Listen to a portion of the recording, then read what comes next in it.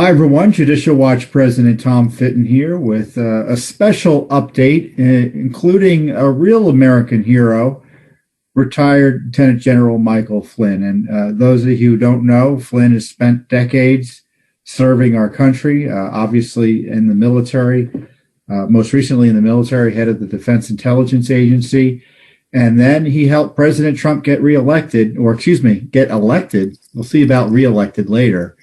And for that sin and others, he was targeted by the Obama gang with unprecedented spying and corrupt prosecutions that ultimately resulted in a pardon by the president to finally get some justice, because he was unable to get it not only from the courts but from the Justice Department as well. So we're just so pleased. I was so pleased for you when you got the pardon, General Flynn. I know the best scenario would have been you being exonerated by the courts, as the courts were supposed to do, but Judge Sullivan took a corrupt approach to handling your case. The best would have been never having had the seditious and treasonous acts that were perpetrated against our country by the previous administration, and none of this would have ever happened had they not taken those steps. So, let's not kid ourselves. My case would have never have occurred had we not had the previous administration essentially spying on a political campaign for purposes of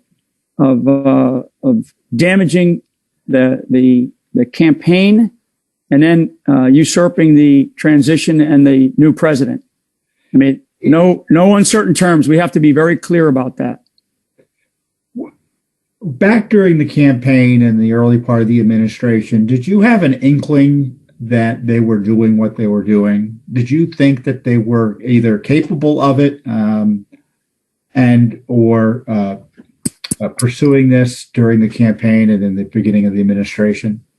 Well, so before I answer that, I just want to tell you and any of the folks that watch Judicial Watch that I sincerely, wholeheartedly appreciate what Judicial Watch does for the United States of America. Not only from the perspective of how you stood strong with observing and reporting on my particular case, but also what you do for others out there across the country as you take on actions. And so for anybody that listens to this and can share this, that the pennies, the dollars, and also the large donations that are provided to Judicial Watch, because I know that's how you live and breathe, are absolutely critical to fight against the tyranny that exists inside of our government.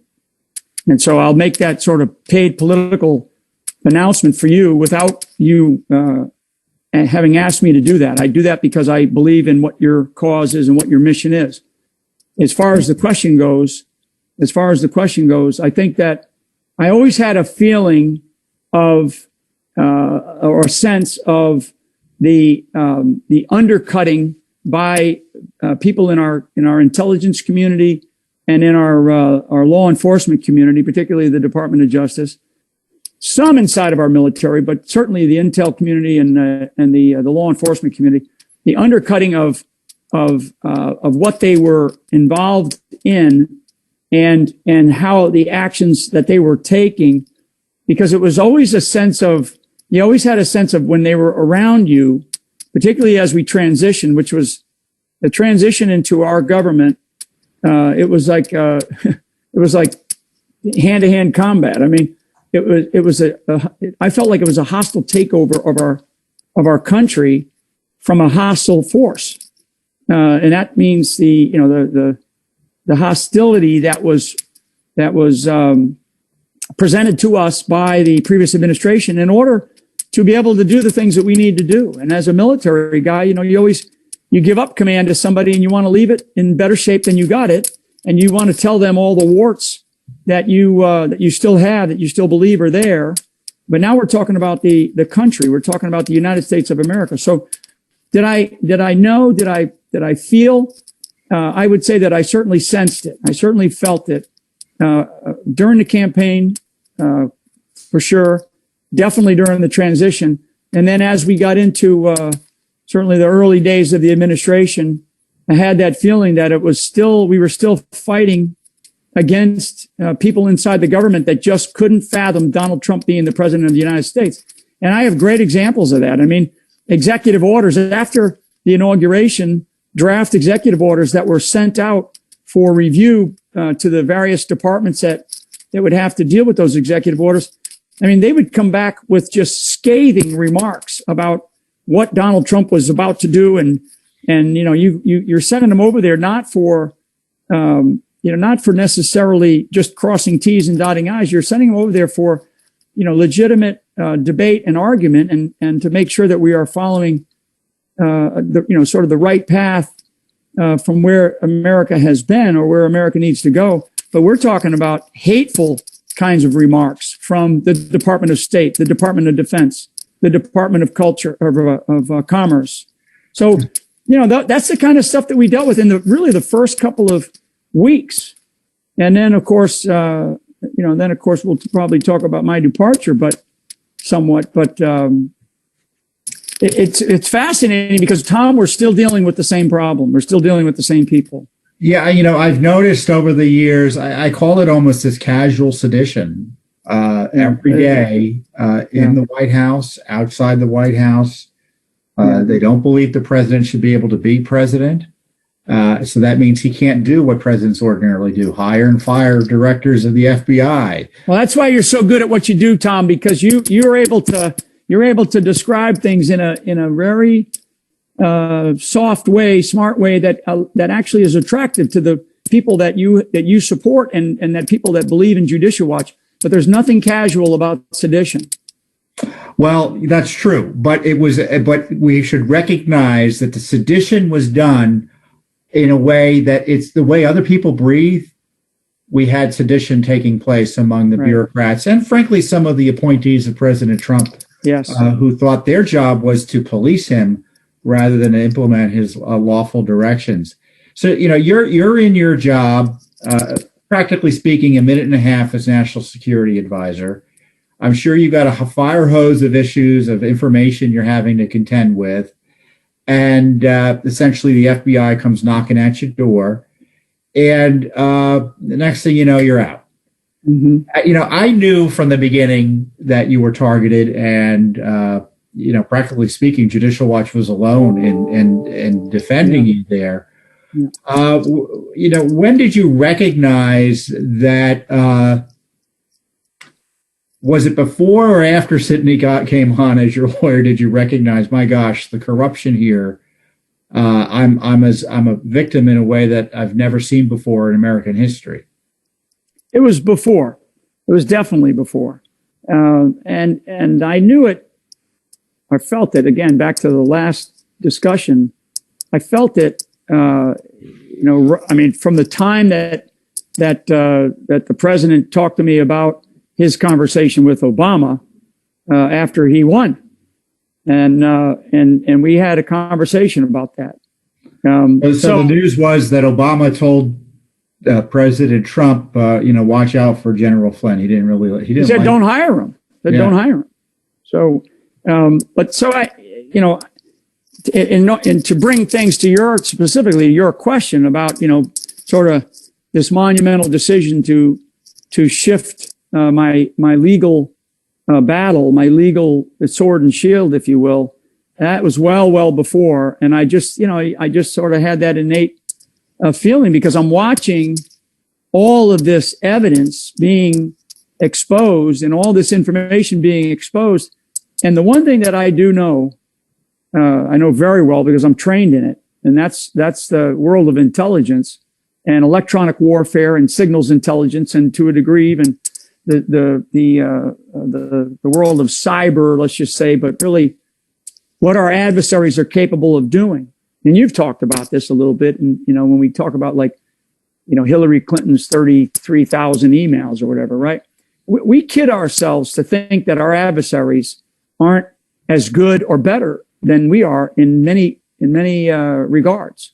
So when we say that these don't exist or that doesn't exist, I would bet my life on it that they exist. In fact, I would say that our adversaries in many cases are better than us in spying on us because they don't have the moral authority that we have to respect. They have no moral authority. They don't care if they get caught or not. So the knowledge of our adversaries is very clear, and they know much more than we give them credit for. That's number one. Number two, Tom, is basically the issue that you're raising. We had trickling, this trickling of exposure by elements in the FBI, by elements in the Department of Justice, of evidence that kept coming out. And when you see one little iota of some evidence, and let's just use the text messaging, right? Then you know that there is an abundance of other information that's there that is not being exposed. And you're saying to yourself, okay, if that exists, why, what else exists? And you know that there's much, much more to that. And let me put it into really specific examples. So here we have the head within the FBI, the head of espionage and counterespionage, as well as the deputy head of counterintelligence in the Federal Bureau of Investigation, the head, of counterespionage and the deputy head of counterintelligence, which is supposed to counter our enemy's efforts to collect intelligence and gather and spy on us. And yet here he is sleeping with the senior legal advisor to the deputy director of the FBI. So not just some woman, she's the senior legal advisor and essentially an agent of the FBI who is advising the deputy director at the time. And the two of them are sleeping together and they're texting each other on what otherwise would be easily to collect on devices. And they're texting about all of their nonsense as well as what they are up to. So they're giving away, talk about, sources and methods, which is all, and I'm going to use a little bit of Irish in this conversation because I need to, instead of, all this bullshit that they talk about, like it's, this is only about a relationship. These people are giving away, the sources and methods and the intentions, and they're warning our adversaries about what it is that's going on in our country. And this is not some Joe, down at a GS7 or a GS9 level. This is the guy who is responsible for counter-espionage in our country, in our senior law enforcement organization, and he is the deputy for counterintelligence. The only person that's higher than him in terms of counterintelligence is not Bill Priestap, which is another name that everybody has become familiar with. It's actually the head of the CIA. Okay? Many people don't understand the structure of our counterintelligence effort, and they think it's underneath the DNI. It's actually not. It's underneath the director of Central Intelligence or the director of the CIA. So that's where we know you don't run these kinds of things without that level of complicity or knowledge. Well, and the idea that you would have a lawyer and Strzok, I don't know if Strzok was a lawyer, I think he is, but it doesn't really matter. But the legal, Lisa Page was acting as a lawyer for the FBI, a lawyer for the American people. Right. And she has this illicit relationship, to put it charitably, with Peter Strzok. So everything they've worked on together during that relationship and thereafter had been compromised. Everything. Ethically and legally compromised. So forget about their biases against you or against President Trump or Hillary Clinton. They ruined every investigation they touched because Lisa Page had something else in her mind when she was approving and advocating on issues related to Peter Strzok and communicating with him, and vice versa. So this is an awfully, and the FBI, beyond the abuse, the fact that these two think they could behave such a way and really get away with it. And in fact, they did get away with it because they weren't punished in any way that any other person would have been punished. I guess Strzok ultimately was fired. But so what a nightmare. So let me tell you one other, because of course you're the victim. You're the crime victim. So so I'm one of the victims. Really, the American people are the victims. I mean, I tell people, Tom, don't feel sorry for Mike Flynn. I don't feel sorry for myself one bit. I know what I feel, and I know who I am. We need to feel sorry that our country was abused by this incredible talk about compromise. So on the battlefield or in the counterintelligence world, when you find that you have a compromise of intelligence, whether it's a leak of intelligence from an electronic system or whether you actually have someone who you catch spying, but you don't necessarily let them know right away, you do what's called a vulnerability assessment in the world of counterintelligence. And that vulnerability assessment, as far as I can tell, has never been done. It has still yet to be done. And the vulnerability assessment, what it does is it looks into everything that you just talked about. So it looks into every single case. It looks into who are these people dealing with? Because at the end of the day, one of the things that we have to understand is, were these people, either of them or other people that they were dealing with on a daily basis, are they working directly for a foreign adversary? You know, when like old Jim Clapper, wittingly or unwittingly. Right. Well, that's Jim Clapper's favorite phrase, wittingly or unwittingly. You know, I mean, Jim Clapper uses that kind of a phrase, and it's so we have to still do this. We have to check this out, because if we have a compromise inside of our government at the highest levels to include potentially someone who has direct access to the President of the United States and is sharing information with our adversaries and allowing them insight into everything that's being discussed in terms of intentions, capabilities, ideas, policies, that's super dangerous. I mean, it is really dangerous. Now, you know, you can think that, well, that's all this James Bond crap. No, it's not. This is real. This is the reality of dealing in a world where spying is very, very real and compromising people is very real. I mean, hey, let's face it. Swalwell over on the Intelligence Committee, we're just scratching the surface. We're scratching the surface with, you know, who else?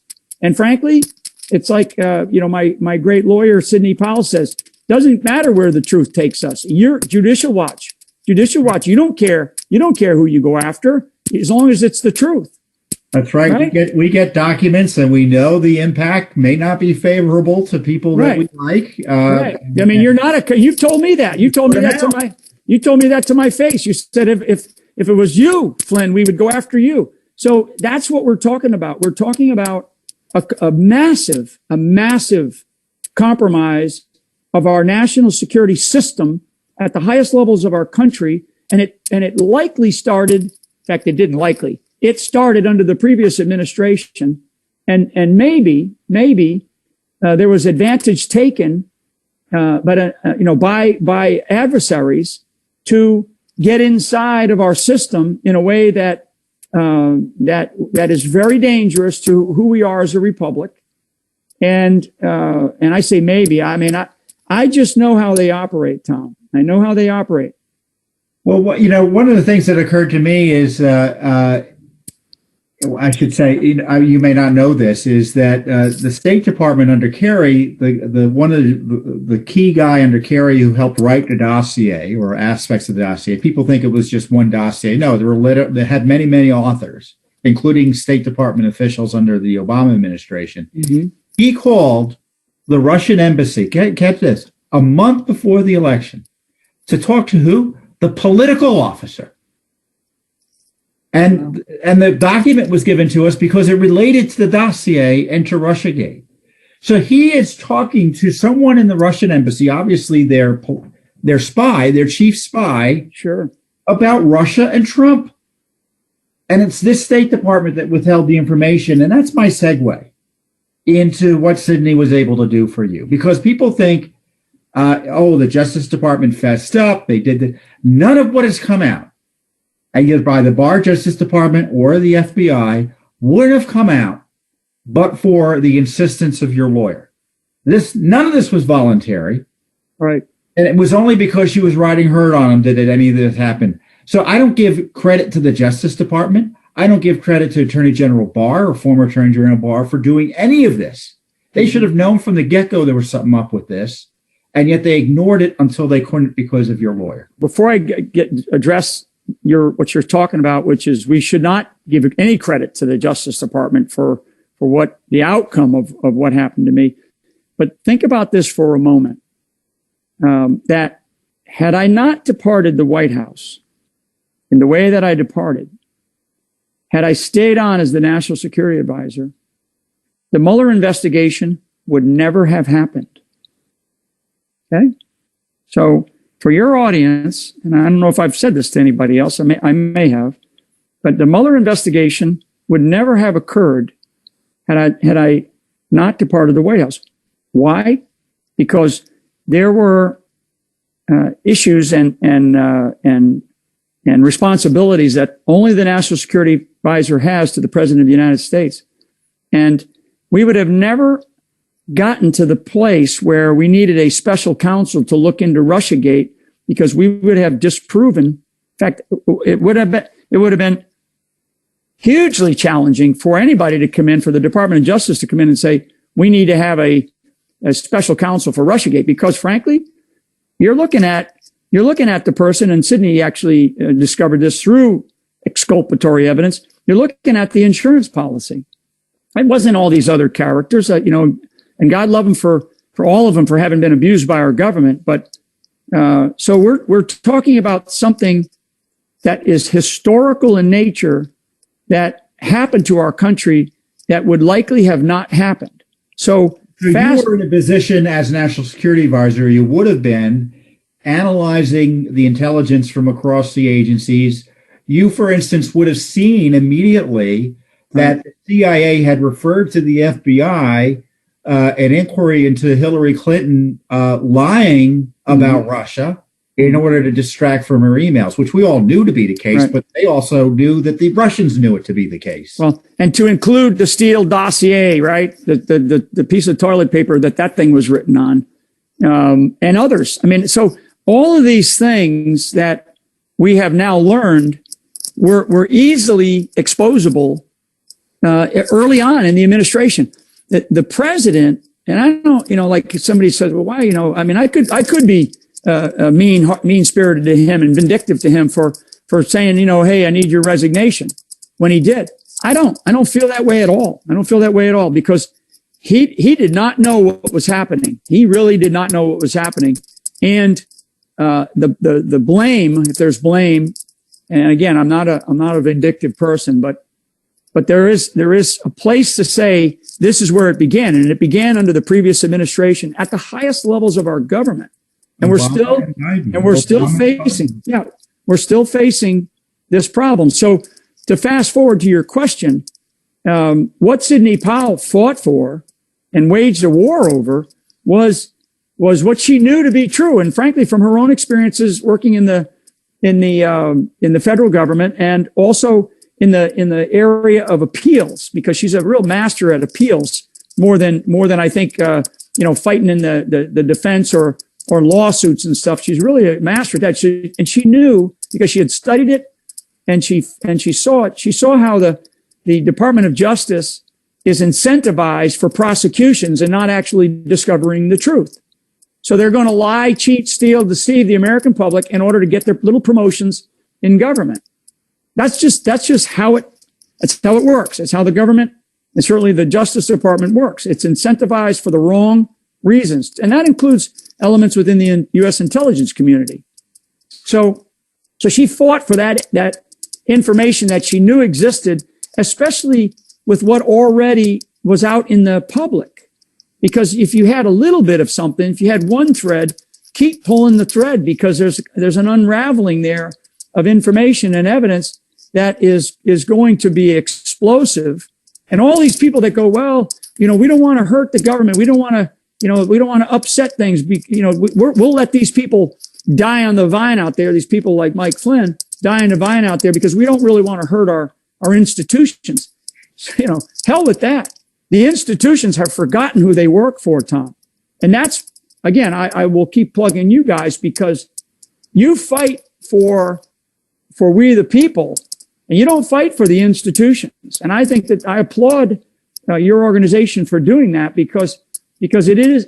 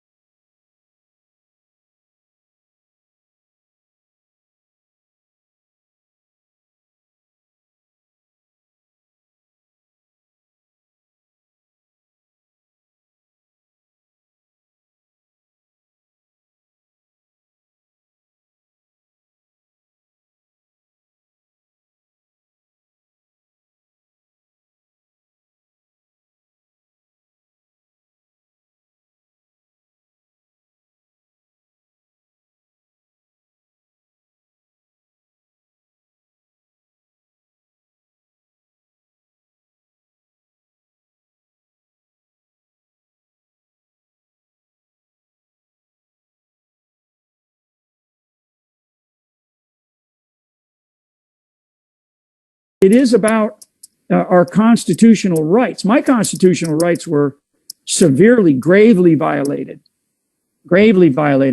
And, you know, for people that go, well, you lied, and you took this plea. Well, yeah.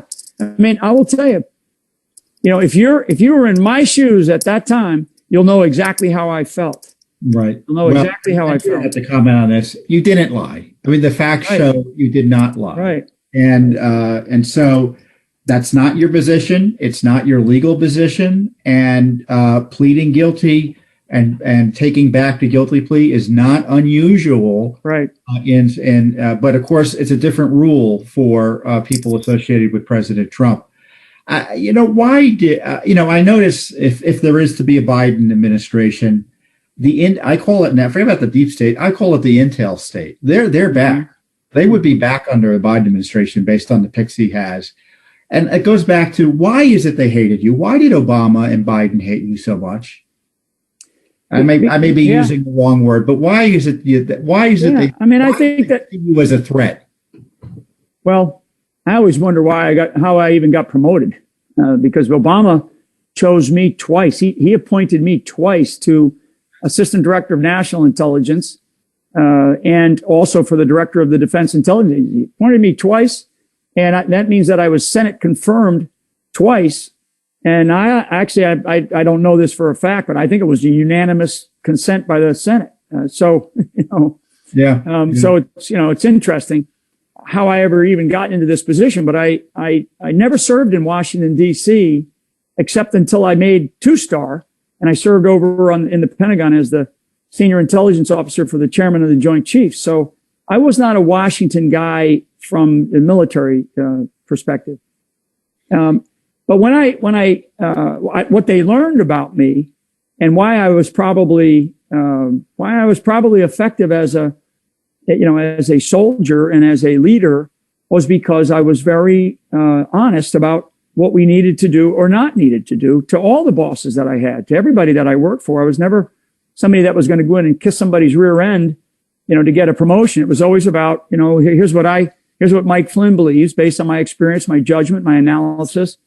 And I think that gained a lot of respect for me. So I'll stop speaking of myself here. But why did they? I just want to continue. Michael Flynn, General Flynn, is a hero whose work in intelligence and making sure it was better and more effective has probably saved more lives than any other.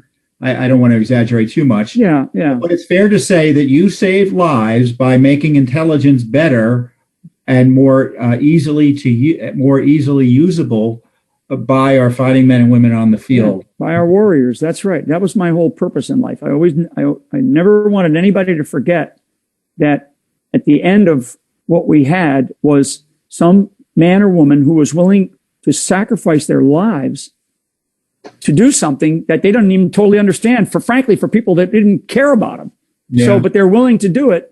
And when you have that kind of responsibility on your shoulders, I was going to do anything that I could to make the system work. And so, that's sort of Mike Flynn's shtick, if you will.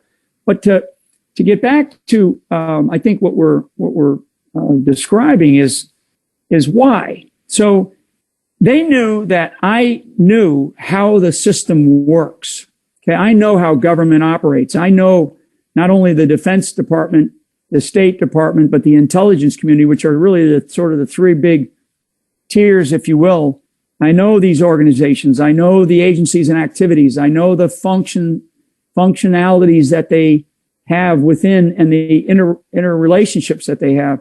And I know the parts of them that are totally broken and abusive, frankly, to our own system or to our republic, and willingly will take money from the American public and spend it in ways that the American public would be absolutely outraged by. So I know all those things, and I still know those things. And I do believe in reform.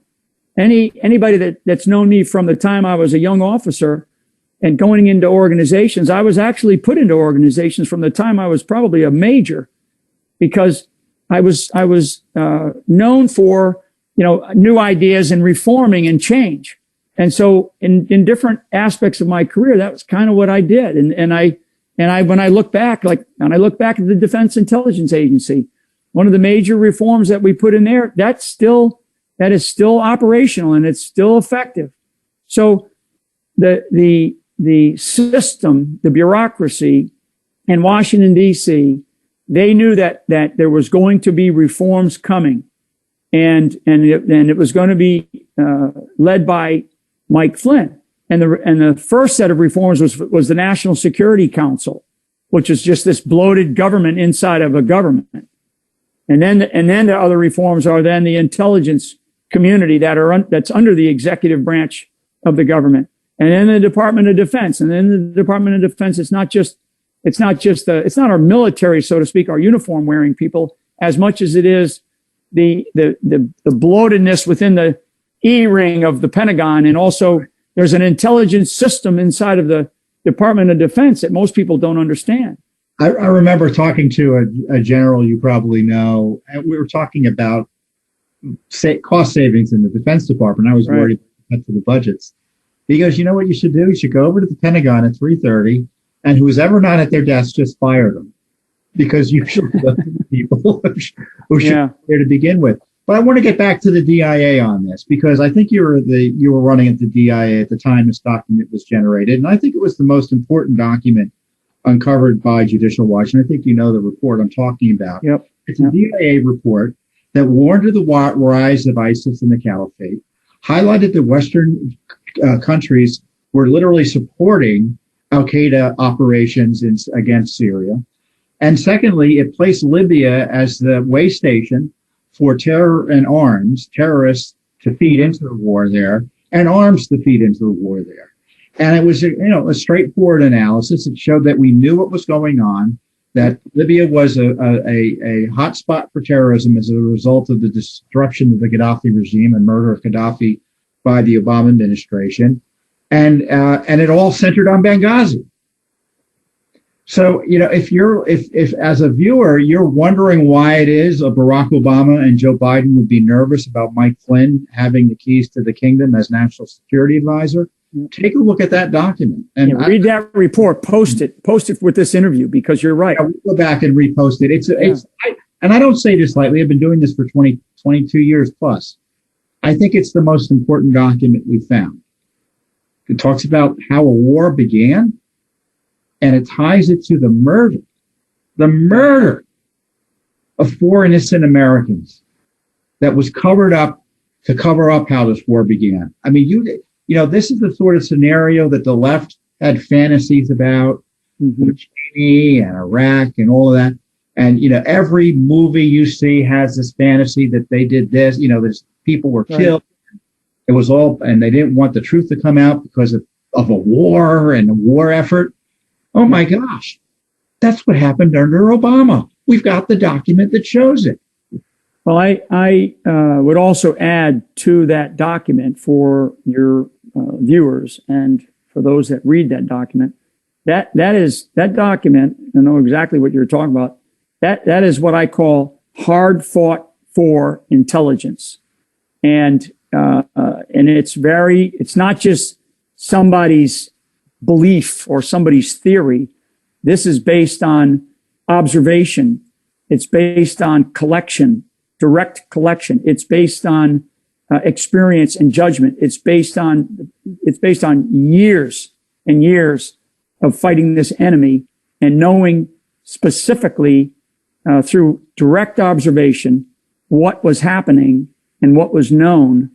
And I'll leave it at that. I'll leave it at that because it is a really, really, but that's that, Tom, along with, because I'll jump to the other side of the region, what was known about Iran, because Iran is another component to why Mike Flynn.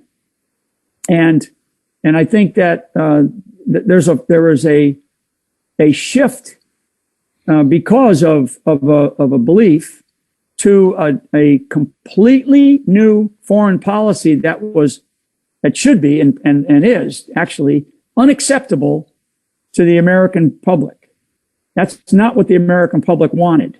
And in fact, Donald Trump is a consequence of this shift in direction by the United States of America to something that is totally unrecognizable to us as a constitutional republic and a freedom-loving democracy. Well, and the Iran issue goes back to Bush even before Obama, too. Right. So I want to talk. I want to talk about the election, but before we get there, let's bring it forward to the alleged ongoing investigation by Durham and company. What's your thinking about what I think about? Yeah. Scheme, but maybe you can make me feel better about it, or maybe you share. I don't know if I'll make you feel better about it, but here's one of my sort of 100,000 foot level. I'm tired of the Department of Justice pretending like we're going to hide behind investigations and not tell the American people anything. I mean, how about just coming out and saying we are in fact investigating election fraud? Or how about coming out and saying we have, Barr kind of danced around it back, I think in late August in an interview where he said, you're going to see some big news coming out this week. And that big news is nothing. It's turned out to be nothing. So I'm tired of the lack of transparency. I don't need to know the specifics about an investigation, but I would like to know that our Department of Justice is actually working for the American people. Right. That's number one. If there's a grand jury, it's happening. They don't need to talk about it. Right. Exactly. And just say, yes, we are. In fact, we have a grand jury in progress. Anybody that has actually testified to that grand jury, unless they're told directly not to say anything, they're more than free to get out there and talk. And some of them have. But I'm tired of and I think the American public have lost all confidence, not just some, all confidence in our Department of Justice, which includes the FBI, because of the way that they have treated the American public over the last few years, over the last 4 or 5 years now. And it's a horrible place for a constitutional republic to be, but that's where we are. That's the 100,000 foot level. My view is, and this has nothing to do with, I think this should be done whether or not he's going to get a second term. Yeah. I say three special counsels. Now I say 4. Yeah. Elections, Obamagate, Biden, and Hillary. Yep. Statute of limitations hasn't run on Hillary Clinton. We now have more information that she violated classified laws 6 ways to Sunday. The initial investigation was compromised. I don't need to tell you about the egregious. I mean, we talk about the Russians. We went and told Peter Strzok's people in I think June of 2016 that we had evidence the Russians compromised her server. And of course, Strzok and company did nothing with it. Right. And we've been begging for a damage assessment from this administration. And I think the president has been ill-served by his appointees on virtually every major corruption issue. And I don't mean every issue. I mean corruption. Exposing and holding account the corruption that has been endemic in this town. His appointees have had little to no interest in pursuing. And I'm not seeing evidence to the contrary. Even with Durham as special counsel, we're going to get a report. And as you know, a report in a quarter will get you a cup of coffee, and it won't even get you a cup of coffee. And so in terms of the Durham investigation, I am, I guess, am I livid? Yeah, probably. Am I irritated? Absolutely. I just find that what we already know to be true and the lack of accountability, yet all of us, all these pardons that Trump just had to give, to include mine. I mean, it's outrageous. And so here the president of the United States is having to give out all these pardons, and especially mine. Mine's an interesting one because the judge was waiting for the outcome of a presidential election. I mean, even the Justice Department agreed there were no charges pending against you. Right. Exactly.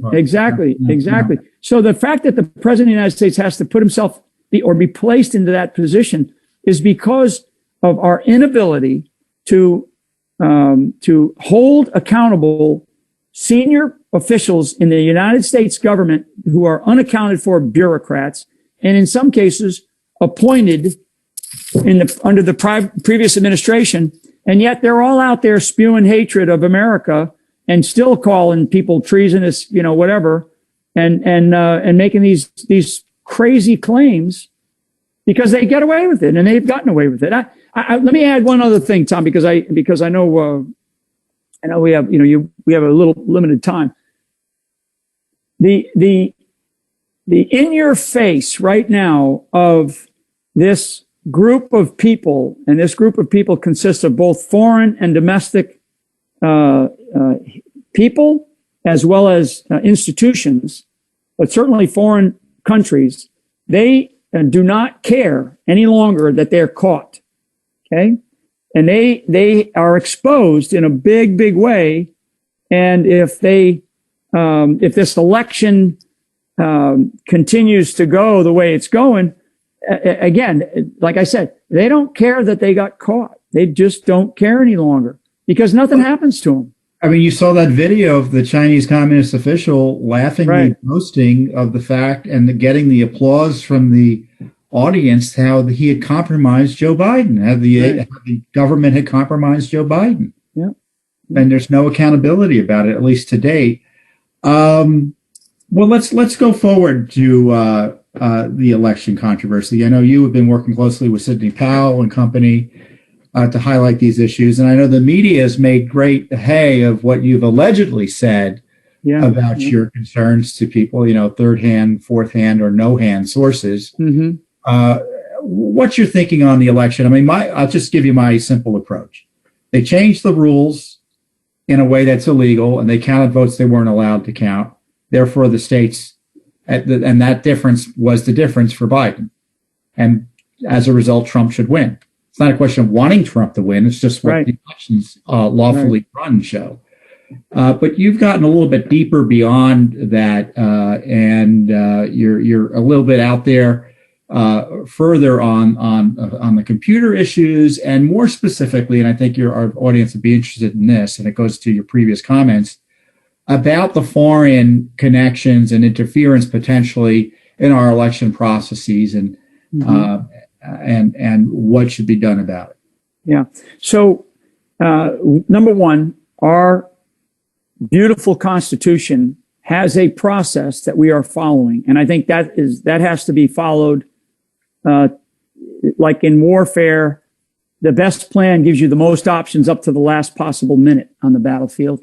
If you want to be successful, and great leaders, great commanders, they may not always convey all their options, but they know what they are, and they understand up to the last second that they know, as time goes on, I might be giving up certain options because I'm going down to the last second here. And I think that's where the president is at. I believe the president is exhausting the constitutional process, and rightly so.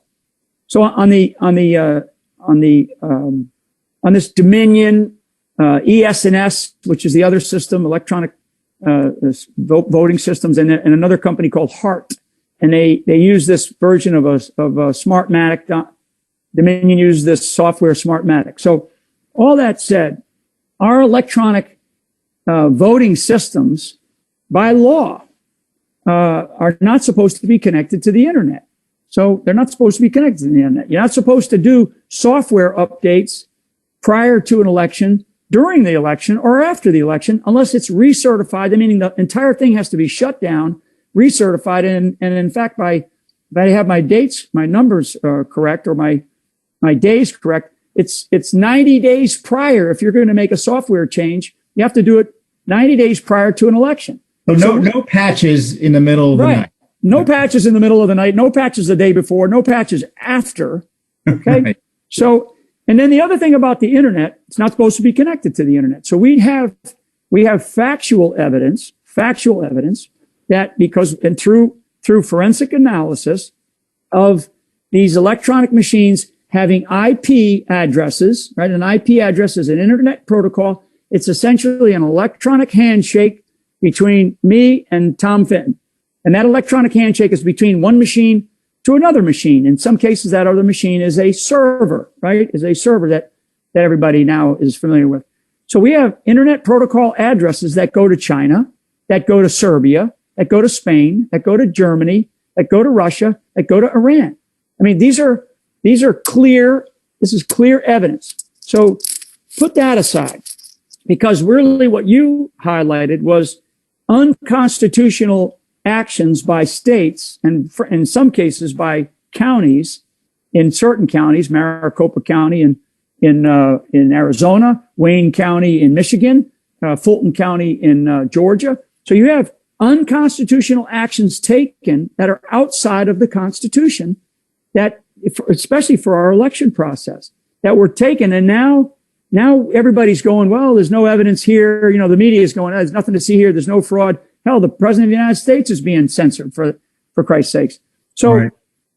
There's only one judge that I am familiar with as it stands right now that has actually reviewed the evidence in any real detailed way. And that judge is a judge up in Michigan who was this Antrim County judge who actually had a great suit put in front of him by a plaintiff who felt disenfranchised because of his vote on marijuana, if you can believe it. And lo and behold, through that, we discover that Antrim County had some abnormalities and actually outside the Constitution actions on this Dominion system. So from that, and from a couple of other points of collection, we have learned what I just described to you about this foreign interference. And foreign interference is really, it doesn't mean that they change the outcome. It just, all you have to do is identify that there was interference, which we have clearly identified interference. So. Yeah, I mean, the memory hole approach to this, look, witnesses about what happened in Venezuela aside, we've had report after report until it became inconvenient to remember those reports. Right. That Chavez stole the election using an electronic computer system. Smartmatic has admitted they left the country because of the abuse of their system. So it's not unfair to ask, it seems to me, we're not even allowed to ask the question, well, can the systems that Smartmatic used that are, and they don't have to be one-to-one systems, but they're all basically the same approach. I mean, they all have their own little patent related to the programming, but it's all, you can only count votes so many ways. Are those systems susceptible to manipulation the way they were in Venezuela? And we're not even allowed to ask the question. Right. Tom, Judicial Watch is a master of lifting up the rug and finding the dirt. Okay. But we don't have time for that right now. Well, that's true. We really don't. We don't have time for it. But the question is, what is it? Any documents? They're not giving us documents. The question is, what are they hiding? And why? Why are they hiding it? Why not? If there's nothing to see here, then just open up the kimono and let's take a look at it. Let's find out if we truly had foreign interference in our election. I can tell you, it's not whether we had it. We have foreign interference in our election. There is no doubt. I am 100% certain of that. We have domestic interference in our election through a whole series of things, from the video from Georgia down in Fulton County where they pulled the suitcases out from underneath the table while everybody was gone and they started flipping votes at that point in time, to a bunch of other examples of abuse and fraudulent activity across the country in various, and a lot of these hearings that Rudy Giuliani and his team held. I mean, you can't deny where you have, I think we're upwards of 50,000. I think it's even more than that now. I use 50,000. That's probably 2 weeks old of American citizens who have come forward under penalty of perjury and signed affidavits to say, I saw this. I witnessed that. And these are powerful testimony to a fraudulent election. And so for the media and for those that the Democratic Party who are saying, nothing to see here, let's just keep moving. I'm going to appoint somebody else to be secretary of this or secretary of that and shut up and go home. Take your ball and go home. Now, let me just... My perception is Biden knows he doesn't have a legitimate claim on the presidency. And I think his appointments, his attitude, his behavior suggests someone who knows they've been caught with their hand in the cookie jar. And it's not to say that Biden stole it personally. The left and its allies broke the rules to get him in power. That was what happened.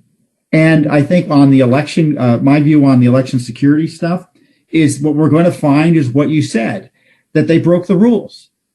So they broke the rules in a way that compromised the results. Didn't mean that the results were compromised. It made it impossible to reassure any normal person that they were legit. Mm-hmm. So when you break the rules, when you have computer systems that can be breached and are breached, and when you are changing the systems in the middle of the elections, you're breaking the law and you're undermining the administration of the elections and therefore negating them, the results. And that's what they're worried about. They don't, even if it's just bureaucratic bungling, they didn't want to, they were going to do their patches and they didn't think about the implications of it. They recognize that it bursts the narrative that the election was administered fairly. Yeah. So I would just say it like this. And I think the American culture is still this way. Fool me once, shame on me. Fool me twice, shame on you. And I don't believe for 1 second that the American public has been fooled and the wool pulled over their eyes. The American public is seeing and responding in a way that their expectations are that this will be resolved and light will be shined brightly on the truth. Because at the end of the day, it's like my case. I'm a perfect example of it. The truth finally came out. You had to fight for it, but the truth finally came out. And so they dragged a human being, an American citizen, through something that should have never have happened. But what it did was it exposed an ugliness in our system and in our institutions. And frankly, I don't know, but by the grace of God, that the American people, they didn't run from me. They came to my aid, because without them, I wouldn't be sitting here today. I'd be sitting probably in some jail cell right now. And honestly, think about that. So the American public, they are no longer going to be the fool here. And so there has to be a resolution. And in fact, for Vice President Biden, you would think that, if he believed in our country the way I think that, as somebody that served in government, somebody that served, and I'm talking about myself now, not necessarily him, but those of us that serve in the government for a greater good, you would think that they would want to have, an outcome that was respected and fair. So maybe there'll be a phone call between these two people, Trump and Biden, one of these days here soon. I doubt it. I'm living in a nut world if I believe that, but maybe that'll happen. Maybe we'll get lucky and they'll go, you know what? Maybe we ought to relook everything, and we ought to, because I don't want to take office with this kind of dark cloud over me. So again, I just, fool me once, shame on me. Fool me twice, shame on you. And the American public will not be fooled again. Yeah, I'm not angry at the prospect. I'm sad and concerned at the prospect, and I'm concerned about our country that we're going to have a president potentially installed who wasn't rightfully elected. And that's something that I don't like to see. I mean, I'm just concerned about the governance of the country, our foreign policy, and besides the corruption of his personal corruption that's compromised his administration. It's an unholy mess. And let's pray. I mean, Senator Josh Hawley announced that he will object in the Senate to some of these electors from these compromised battleground state elections. So we'll see how that works. I suspect they're nervous. They don't want the process to take place because they don't know how the process will turn out. So maybe there's hope for justice here. We'll see. Yeah. What's next? I think, Tom, let me just offer that there's a weakness in the political class in our system. And I don't mean that 100%, but there is a weakness because there is access to power. There's access to wealth that is unholy. And so and I'll use Swalwell again. It's this compromise that people have probably been placed under, and people are weak. They're generally weak. The moral fiber of certain people that get around this power and wealth is very attractive, and they fall prey to it. So Swalwell we're scratching the surface, and like you do so well. And frankly, I'm not a political person. I would really love to see the truth come out. I'd love to see it all solved. But our institutions and people in our institutions are compromised, and they're compromised by an adversary that is very real. And so, how deep is that run, and how far have they taken it? I think we're experiencing that right now. I mean, what I love about you, General, is that you got your pardon, and you could have done what everyone else in Washington would do, or other retired generals do. You stay at home, enjoying your family back in Rhode Island, and instead you stepped into the breach again. And it's from what I hear, it sounds to me like you're not leaving.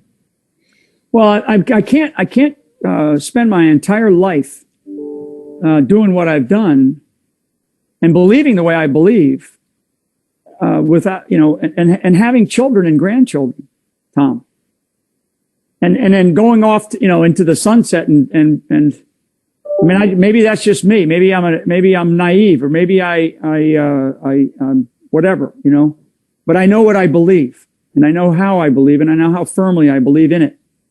And I think that our nation our democracy is an experiment. It always has been, and nation states rise and fall, and so we have to recognize that we are potentially in a place where we have a moment in time where maybe we are at the cliff and we're about to step off. I don't know. I hope that I'm wrong. And I hope that the president of the United States, in this case, Donald Trump, recognizes all of his options because his legacy will be destroyed, ripped apart, put underneath the rug, no matter what good he did. And I think that's just the moment where we are. And I feel that in my heart. Well, General, we appreciate the generous time you spent with us today. And I know I speak on behalf of all of our viewers and Judicial Watch supporters, which number in the millions, that we have been praying for you, and we are ecstatic that you are now a free man and are able to exercise your full constitutional rights. And I will just say, these precious rights, right, that nowhere else can we talk about an election the way we're talking about. We don't have civic societies in other countries like we have here that are protected by a constitution that recognizes our God-given rights. So this discussion itself is a miracle. And we really appreciate your activism and patriotism. And we, I guess I'm being selfish as a patriot. We hope you never leave the battlefield.